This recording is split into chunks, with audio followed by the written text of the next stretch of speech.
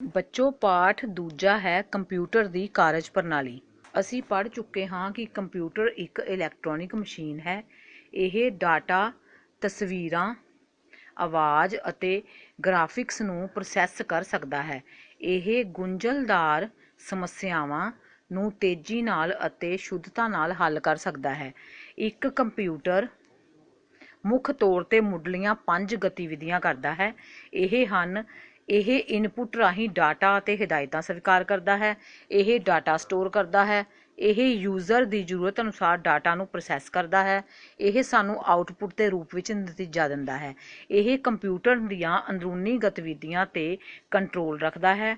Computer ਦੇ block diagram ਬਾਰੇ ਪੜ੍ਹਨ ਤੋਂ ਪਹਿਲਾਂ ਕੰਪਿਊਟਰ ਦੇ ਮੁੱਢਲੇ ਕੰਮਾਂ ਬਾਰੇ ਪੜ੍ਹਨਾ ਜ਼ਰੂਰੀ ਹੈ। ਆਓ ਕੰਪਿਊਟਰ ਦੇ ਮੁੱਢਲੇ ਕੰਮਾਂ ਬਾਰੇ ਵਿਸਤਾਰ ਵਿੱਚ ਪੜ੍ਹੀਏ। ਕੰਪਿਊਟਰ ਦੇ ਮੁੱਢਲੇ ਕੰਮ। ਪਹਿਲਾ ਹੈ ਇਨਪੁੱਟ। ਇਹ ਕੰਪਿਊਟਰ ਸਿਸਟਮ ਵਿੱਚ ਡਾਟਾ ਅਤੇ ਪ੍ਰੋਗਰਾਮ ਦਾਖਲ ਕਰਨ ਦੀ ਪ੍ਰਤੀਕਿਰਿਆ ਹੈ। ਅਸੀਂ ਜਾਣਦੇ ਹਾਂ ਕਿ ਕੰਪਿਊਟਰ ਇੱਕ ਇਲੈਕਟ੍ਰੋਨਿਕ ਮਸ਼ੀਨ ਹੈ। ਇਹ ਇਨਪੁੱਟ ਦੇ ਤੌਰ 'ਤੇ ਡਾਟਾ ਅਤੇ ਹਦਾਇਤਾਂ ਸਵੀਕਾਰ ਕਰਦਾ ਹੈ। ਸਟੋਰੇਜ। ਡਾਟਾ ਅਤੇ ਹਦਾਇਤਾਂ ਨੂੰ ਪੱਕੇ ਤੌਰ 'ਤੇ ਸੁਰੱਖਿਅਤ ਕਰਨ ਦੀ ਪ੍ਰਤੀਕਿਰਿਆ ਨੂੰ ਸਟੋਰੇਜ ਕਿਹਾ ਜਾਂਦਾ ਹੈ। ਕੰਪਿਊਟਰ ਸਿਸਟਮ ਵਿੱਚ ਅਸਲ ਪ੍ਰੋਸੈਸਿੰਗ ਦੇ ਸ਼ੁਰੂ ਹੋਣ ਤੋਂ ਪਹਿਲਾਂ ਸਾਨੂੰ ਇਸ ਨੂੰ ਡਾਟਾ ਇਨਪੁੱਟ ਕਰਨ ਦੀ ਜ਼ਰੂਰਤ ਹੁੰਦੀ ਹੈ ਕਿਉਂਕਿ ਕੰਪਿਊਟਰ ਦੇ ਸੈਂਟਰਲ ਪ੍ਰੋਸੈਸਿੰਗ ਯੂਨਿਟ ਦੀ ਪ੍ਰੋਸੈਸਿੰਗ ਰਫ਼ਤਾਰ ਬਹੁਤ ਤੇਜ਼ ਹੁੰਦੀ ਹੈ। ਇਸ ਲਈ CPU ਨੂੰ ਉਸ ਦੀ ਰਫ਼ਤਾਰ ਅਨੁਸਾਰ ਡਾਟਾ ਮੁਹੱਈਆ ਕਰਵਾਉਣਾ ਪੈਂਦਾ ਹੈ। ਇਹ ਡਾਟਾ ਅਤੇ ਹਦਾਇਤਾਂ ਨੂੰ ਸਟੋਰ ਕਰਨ ਲਈ ਥਾਂ ਉਪਲਬਧ ਕਰਾਉਂਦਾ ਹੈ। ਸਟੋਰੇਜ ਯੂਨਿਟ ਹੇਠਾਂ ਲਿਖੇ ਅਨੁਸਾਰ ਮੁੱਖ ਕੰਮ ਕਰਦਾ ਹੈ। ਪ੍ਰੋਸੈਸਿੰਗ ਤੋਂ ਪਹਿਲਾਂ ਅਤੇ ਬਾਅਦ ਵਿੱਚ ਇਹ ਸਾਰਾ ਡਾਟਾ ਅਤੇ ਹਦਾਇਤਾਂ ਇਸ ਜਗ੍ਹਾ ਵਿੱਚ ਸਟੋਰ ਹੁੰਦੀਆਂ ਹਨ। ਪ੍ਰੋਸੈਸਿੰਗ ਦੇ ਵਿਚਾਰਲੇ ਨਤੀਜੇ ਵੀ ਇਸ ਜਗ੍ਹਾ ਵਿੱਚ ਸਟੋਰ ਹੁੰਦੇ ਹਨ। ਪ੍ਰੋਸੈਸਿੰਗ। ਇਨਪੁੱਟ ਪ੍ਰਾਪਤ ਹੋਣ ਤੋਂ ਬਾਅਦ ਕੰਪਿਊਟਰ ਪ੍ਰਾਪਤ ਹੋਏ ਡਾਟਾ 'ਤੇ ਕਾਰਵਾਈ ਕਰਦਾ ਹੈ। ਪ੍ਰਾਪਤ ਹੋਏ ਡਾਟਾ 'ਤੇ ਅਰਥਮੈਟਿਕ ਅਤੇ ਲੌਜੀਕਲ ਗਤੀਵਿਧੀਆਂ ਨੂੰ ਕਰਨ ਦੀ ਪ੍ਰਤੀਕਿਰਿਆ ਨੂੰ ਪ੍ਰੋਸੈਸਿੰਗ ਕਿਹਾ ਜਾਂਦਾ ਹੈ। ਆਉਟਪੁੱਟ। ਡਾਟੇ ਤੋਂ ਲਾਭਦਾਇਕ ਸੂਚਨਾ ਪ੍ਰਾਪਤ ਕਰਨ ਦੀ ਪ੍ਰਤੀਕਿਰਿਆ ਨੂੰ ਆਉਟਪੁੱਟ ਕਿਹਾ ਜਾਂਦਾ ਹੈ। ਇਸੇ ਤਰ੍ਹਾਂ ਪ੍ਰੋਸੈਸਿੰਗ ਤੋਂ ਬਾਅਦ ਕੰਪਿਊਟਰ ਰਾਹੀਂ ਉਪਰੰਤ ਕੀਤੀ ਗਈ ਆਉਟਪੁੱਟ ਨੂੰ ਕੰਪਿਊਟਰ ਦੇ ਅੰਦਰ ਜਿਸ ਜਗ੍ਹਾ 'ਤੇ ਸਾਂਭਿਆ ਜਾਂਦਾ ਹੈ ਉਸ ਨੂੰ ਕਿਹਾ ਜਾਂਦਾ ਹੈ। CPU ਦਾ ਬਲਾਕ ਡਾਇਆਗ੍ਰਾਮ। ਇਸ ਭਾਗ ਵਿੱਚ ਅਸੀਂ ਕੰਪਿਊਟਰ ਸਿਸਟਮ ਦੇ ਕੰਮ ਬਾਰੇ ਸਿੱਖਾਂਗੇ। CPU ਦਾ ਪੂਰਾ ਨਾਮ ਸੈਂਟਰਲ ਪ੍ਰੋਸੈਸਿੰਗ ਯੂਨਿਟ ਹੈ ਅਤੇ ਇਹ ਕੰਪਿਊਟਰ ਸਿਸਟਮ ਦਾ ਸਭ ਤੋਂ ਮਹੱਤਵਪੂਰਨ ਭਾਗ ਹੁੰਦਾ ਹੈ। ਜਿਵੇਂ ਕਿ ਅਸੀਂ ਪੜ੍ਹਿਆ ਹੈ ਕਿ ਅਸੀਂ ਕੰਪਿਊਟਰ ਸਿਸਟਮ ਨੂੰ ਸਭ ਤੋਂ ਪਹਿਲਾਂ ਇਨਪੁੱਟ ਦਿੰਦੇ ਹਾਂ, ਇਸ ਤੋਂ ਬਾਅਦ ਡਾਟਾ ਪ੍ਰੋਸੈਸ ਹੁੰਦਾ ਹੈ ਅਤੇ ਅੰਤ ਵਿੱਚ ਅਸੀਂ ਆਉਟਪੁੱਟ ਪ੍ਰਾਪਤ ਕਰਦੇ ਹਾਂ। ਮੁੱਖ ਤੌਰ 'ਤੇ ਸੈਂਟਰਲ ਪ੍ਰੋਸੈਸਿੰਗ ਯੂਨਿਟ ਨੂੰ 3 ਭਾਗਾਂ ਵਿੱਚ ਵੰਡਿਆ ਜਾਂਦਾ ਹੈ। ਇਹ ਹਨ memory unit, control unit, arithmetic logic unit. ਆਓ ਸੈਂਟਰਲ ਪ੍ਰੋਸੈਸਿੰਗ ਯੂਨਿਟ ਬਾਰੇ ਵਿਸਥਾਰ ਵਿੱਚ ਪੜ੍ਹੀਏ। Memory unit. Memory unit computer system ਦਾ ਉਹ ਭਾਗ ਹੈ ਜਿੱਥੇ ਪ੍ਰੋਸੈਸਿੰਗ ਲਈ ਡਾਟਾ ਅਤੇ ਹਿਦਾਇਤਾਂ ਨੂੰ ਰੱਖਿਆ ਜਾਂਦਾ ਹੈ। ਭਾਵੇਂ ਕਿ ਇਹ CPU ਦੇ ਨਾਲ ਬਹੁਤ ਨਜ਼ਦੀਕੀ ਸੰਬੰਧ ਰੱਖਦਾ ਹੈ, ਪਰ ਅਸਲ ਵਿੱਚ ਇਹ ਉਸ ਤੋਂ ਵੱਖਰਾ ਹੁੰਦਾ ਹੈ। CPU ਨਾਲ ਸੰਬੰਧਿਤ ਮੈਮਰੀ ਨੂੰ ਪ੍ਰਾਇਮਰੀ ਸਟੋਰੇਜ ਜਾਂ ਪ੍ਰਾਇਮਰੀ ਮੈਮਰੀ ਵੀ ਕਿਹਾ ਜਾਂਦਾ ਹੈ। ਅਸੀਂ ਫਲੋਪੀ ਡਿਸਕ, ਹਾਰਡ ਡਿਸਕ ਜਾਂ CD, DVD, ROM ਰਾਹੀਂ ਜੋ ਵੀ ਸੌਫਟਵੇਅਰ ਕੰਪਿਊਟਰ ਸਿਸਟਮ 'ਤੇ ਲੋਡ ਕਰਦੇ ਹਾਂ, ਪਹਿਲਾਂ ਇਹ ਮੁੱਖ ਮੈਮਰੀ ਵਿੱਚ ਸਟੋਰ ਹੁੰਦਾ ਹੈ। ਕੰਪਿਊਟਰ ਸਿਸਟਮ ਦੇ ਅੰਦਰ 2 ਕਿਸਮ ਦੀਆਂ ਕੰਪਿਊਟਰ ਮੈਮਰੀਜ਼ ਹੁੰਦੀਆਂ ਹਨ। ਪਹਿਲਾ ਹੈ ਪ੍ਰਾਇਮਰੀ ਮੈਮਰੀ, ਦੂਸਰਾ ਹੈ secondary memory. Primary memory. Primary memory ਨੂੰ ਮੁੱਖ ਮੈਮਰੀ ਵੀ ਕਿਹਾ ਜਾਂਦਾ ਹੈ। ਇਹ 2 ਤਰ੍ਹਾਂ ਦੀ ਹੁੰਦੀ ਹੈ, RAM ਅਤੇ ROM। ਕੰਪਿਊਟਰ ਸਿਸਟਮ ਵਿੱਚ CPU ਸਿੱਧੇ ਤੌਰ ਤੇ ਮੁੱਖ ਮੈਮਰੀ ਤੱਕ ਪਹੁੰਚ ਕਰਦਾ ਹੈ। CPU ਜ਼ਰੂਰਤ ਅਨੁਸਾਰ ਇਹ ਮੈਮਰੀ ਵਿੱਚ ਸਟੋਰ ਹਦਾਇਤਾਂ ਨੂੰ ਪੜ੍ਹਦਾ ਹੈ ਅਤੇ ਲਾਗੂ ਕਰਦਾ ਹੈ।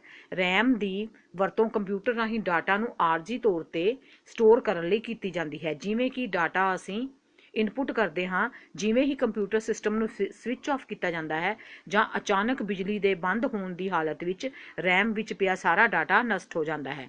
ਇਸ ਲਈ ਇਸ ਨੂੰ ਵੋਲਟਾਈਲ ਮੈਮਰੀ ਵੀ ਕਿਹਾ ਜਾਂਦਾ ਹੈ। ਇਸ ਤੋਂ ਉਲਟ ROM ਵਿੱਚ ਉਹ ਸਾਰੀਆਂ ਹਦਾਇਤਾਂ ਅਤੇ ਸੂਚਨਾ ਸਟੋਰ ਹੁੰਦੀ ਹੈ ਜੋ ਕਿ ਕੰਪਿਊਟਰ ਨੂੰ ਸ਼ੁਰੂ ਹੋਣ ਲਈ ਜ਼ਰੂਰੀ ਹੁੰਦੀ ਹੈ। ਕੰਪਿਊਟਰ ਸਿਸਟਮ ਦੇ ਸਵਿੱਚ ਆਫ ਜਾਂ ਅਚਾਨਕ ਬਿਜਲੀ ਦੇ ਬੰਦ ਹੋਣ ਦੀ ਹਾਲਤ ਵਿੱਚ ROM ਵਿੱਚ ਪਿਆ ਸਾਰਾ ਡਾਟਾ ਨਸ਼ਟ ਨਹੀਂ ਹੁੰਦਾ, ਪਰ ROM ਨੂੰ ਰੀਪ੍ਰੋਗਰਾਮ ਕੀਤਾ ਜਾ ਸਕਦਾ ਹੈ। ਪ੍ਰਾਇਮਰੀ ਮੈਮਰੀ ਦੀ ਸਟੋਰੇਜ ਸਮਰੱਥਾ ਸੀਮਿਤ ਹੁੰਦੀ ਹੈ। ਇਸ ਦੀ ਕੀਮਤ ਜ਼ਿਆਦਾ ਹੁੰਦੀ ਹੈ।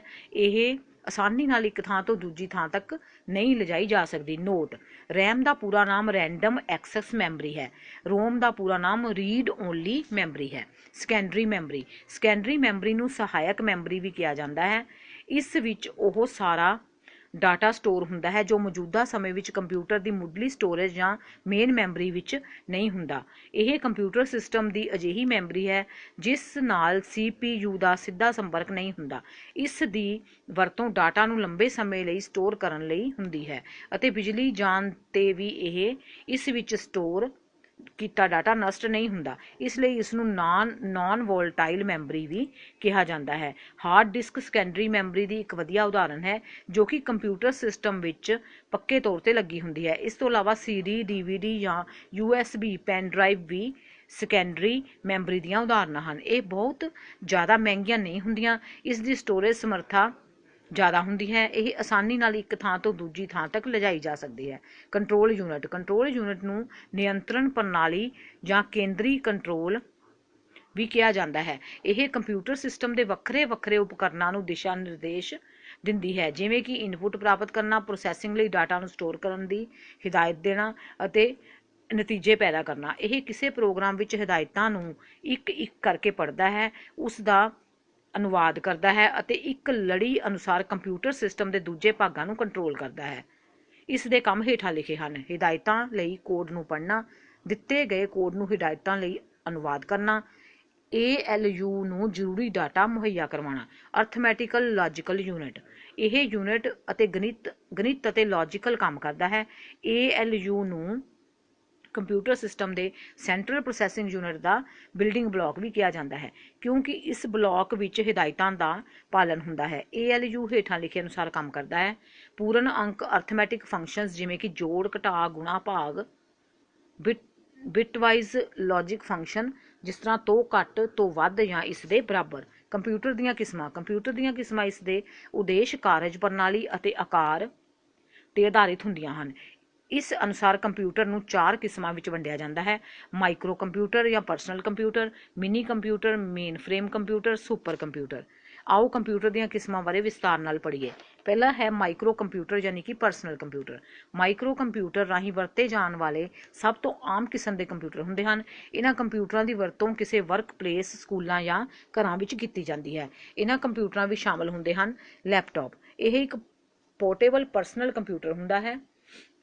ਇਹ ਵਜ਼ਨ ਵਿੱਚ ਹਲਕਾ ਅਤੇ ਆਕਾਰ ਵਿੱਚ ਛੋਟਾ ਹੁੰਦਾ ਹੈ ਅਤੇ ਇਸ ਨੂੰ ਇੱਕ ਵਿਅਕਤੀ ਆਸਾਨੀ ਨਾਲ ਆਪਣੀ ਗੋਦ ਵਿੱਚ ਰੱਖ ਕੇ ਵੀ ਚਲਾ ਸਕਦਾ ਹੈ। ਇੱਕ ਲੈਪਟਾਪ ਦੀ ਆਪਣੀ ਬੈਟਰੀ ਹੁੰਦੀ ਹੈ ਜੋ ਕਿ ਜ਼ਰੂਰਤ ਪੈਣ 'ਤੇ ਚਾਰਜ ਵੀ ਕੀਤੀ ਜਾ ਸਕਦੀ ਹੈ। ਇੱਕ ਵਿਅਕਤੀ ਸਫ਼ਰ ਦੌਰਾਨ ਇਸ ਨੂੰ ਲਿਜਾ ਸਕਦਾ ਹੈ। ਨੋਟਬੁੱਕ: ਇਹ ਇੱਕ ਪੋਰਟੇਬਲ ਕੰਪਿਊਟਰ ਹੁੰਦਾ ਹੈ ਪਰ ਆਕਾਰ ਵਿੱਚ ਲੈਪਟਾਪ ਤੋਂ ਵੀ ਛੋਟਾ ਹੁੰਦਾ ਹੈ। ਲੈਪਟਾਪ ਕੰਪਿਊਟਰ ਦੀ ਤਰ੍ਹਾਂ ਵਜ਼ਨ ਵਿੱਚ ਇਹ ਹਲਕਾ ਹੁੰਦਾ ਹੈ। ਇੱਕ ਨੋਟਬੁੱਕ ਦੀ ਆਪਣੀ ਬੈਟਰੀ ਹੁੰਦੀ ਹੈ ਜੋ ਕਿ ਜ਼ਰੂਰਤ ਪੈਣ 'ਤੇ ਚਾਰਜ ਕੀਤੀ ਜਾ ਸਕਦੀ ਹੈ। ਇੱਕ ਵਿਅਕਤੀ ਸਫ਼ਰ ਵਿੱਚ ਇਸ ਨੂੰ ਆਸਾਨੀ ਨਾਲ ਲਿਜਾ ਸਕਦਾ ਹੈ।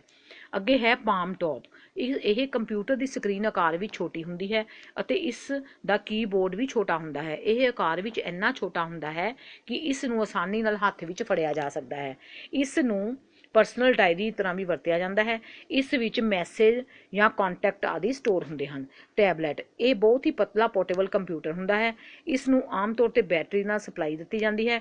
ਇਸ ਦੀ ਟੱਚ ਸਕਰੀਨ ਹੁੰਦੀ ਹੈ ਜੋ ਕਿ ਮੁੱਢਲੀ ਇੰਟਰਫੇਸ ਅਤੇ ਇਨਪੁੱਟ ਡਿਵਾਈਸ ਦਾ ਕੰਮ ਕਰਦੀ ਹੈ। ਮਿਨੀ ਕੰਪਿਊਟਰ: ਇੱਕ ਮਿਨੀ ਕੰਪਿਊਟਰ ਮਲਟੀ ਯੂਜ਼ਰਾਂ ਦੀ ਸ਼੍ਰੇਣੀ ਨਾਲ ਸੰਬੰਧਿਤ ਹੈ।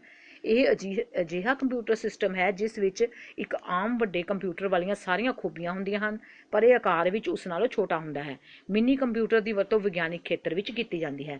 ਮੇਨ ਫਰੇਮ ਕੰਪਿਊਟਰ: ਇਹ ਕੰਪਿਊਟਰ ਬਹੁਤ ਵੱਡੀ ਮਾਤਰਾ ਵਿੱਚ ਡਾਟਾ ਨੂੰ ਸੰਭਾਲਣ ਅਤੇ ਤੇਜ਼ ਰਫ਼ਤਾਰ ਨਾਲ ਉਸ ਨੂੰ ਪ੍ਰੋਸੈਸ ਕਰਨ ਦੇ ਯੋਗ ਹੁੰਦੇ ਹਨ। ਇਹ ਕੰਪਿਊਟਰ ਉੱਚ ਰਫ਼ਤਾਰ ਨਾਲ ਕੰਮ ਕਰਨ ਅਤੇ ਡਾਟਾ ਸਟੋਰੇਜ ਕਰਨ ਲਈ ਉਪਯੁਕਤ ਹੁੰਦੇ ਹਨ ਪਰ ਇਹ ਸੁਪਰ ਕੰਪਿਊਟਰ ਨਾਲੋਂ ਜ਼ਿਆਦਾ ਸ਼ਕਤੀਸ਼ਾਲੀ ਨਹੀਂ ਹੁੰਦੇ। ਇਹਨਾਂ ਕੰਪਿਊਟਰਾਂ ਦੀ ਵਰਤੋਂ ਵੱਡੇ ਅਦਾਰੇ ਜਿਵੇਂ ਕਿ ਸਰਕਾਰੀ ਬੈਂਕਾਂ ਅਤੇ ਵੱਡੇ ਕਾਰਪੋਰੇਸ਼ਨਾਂ ਵਿੱਚ ਕੀਤੀ ਜਾਂਦੀ ਹੈ। ਸੁਪਰ ਕੰਪਿਊਟਰ: ਇੱਕ ਸੁਪਰ ਕੰਪਿਊਟਰ ਸਭ ਤੋਂ ਸ਼ਕਤੀਸ਼ਾਲੀ ਕੰਪਿਊਟਰ ਹੁੰਦਾ ਹੈ। ਇਸ ਦੀ ਰਫ਼ਤਾਰ ਅਤੇ ਪ੍ਰੋਸੈਸਿੰਗ ਸਪੀਡ ਬਹੁਤ ਤੇਜ਼ ਹੁੰਦੀ ਹੈ।